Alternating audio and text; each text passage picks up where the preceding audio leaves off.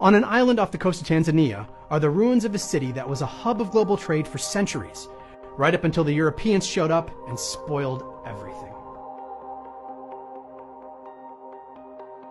I'm Samir Patel, Deputy Editor of Atlas Obscura, and this is Kilwa-Kisawani.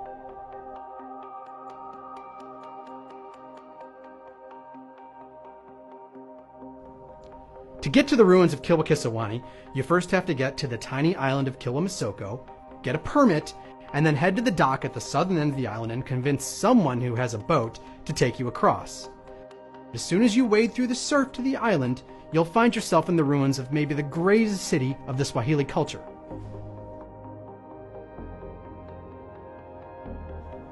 Before Europe's age of exploration, starting in the 10th century, a bunch of rich sultanates arose on the East African coast, kind of like the city-states of Renaissance Italy. The biggest was Kilwa-Kisawani, which made its fortunes by playing the global markets, trading the riches of the African interior, gold, ivory, timber, spices, even slaves, to the Middle East, India, and then on to Europe and even to China.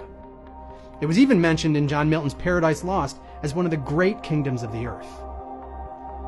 The site today is a ruin, but the standing remains are spectacular. They're all made of giant blocks of limestone called coral rag. You'll see the Great Mosque. It's the oldest standing mosque in the region, which had 16 domes originally. 10 of them are still intact. You'll see a fort called Hutsuni Ndogo, and the remains of a bunch of other smaller buildings. But the real highlight, which you have to take a boat to because it's on the other side of a mangrove forest, is Husuni Kubwa, the Grand Palace, built by Sultan Al-Hassan ibn Sulayman in the 14th century at the height of the city's power. You have to enter by boat at the base of a cliff, and then you climb these worn stairs to the hilltop to the ruins of the palace. There's a giant cliffside octagonal bath, a residence with 100 rooms, a stepped greeting court with candle niches in the wall. But it was a little too ambitious. For some reason we don't know, the Sultan never finished it. The question of who built this city was much debated in the early 20th century.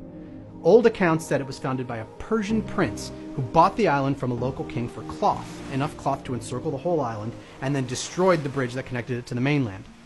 This actually turned out to be a classic bit of colonial thinking, that Africans couldn't possibly have built such an international, sophisticated city, a multicultural center, and a global trade network. Later excavations at another of the stone towns on the Swahili coast, Shanga in Kenya, show clearly that the Swahili culture was homegrown in Africa, and it picked Islam and its architectural styles, the minarets, the mosques, the domes, to make itself more appealing to Arab traders. They cherry-picked their influences from the successful parts of other cultures until it all came to an end in the 16th century.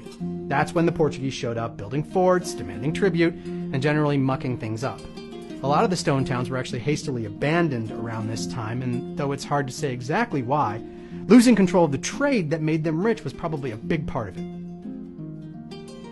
So this is one of the great, little-known and little-studied medieval civilizations of the world, like a Venice of its time, and it's actually not really gone.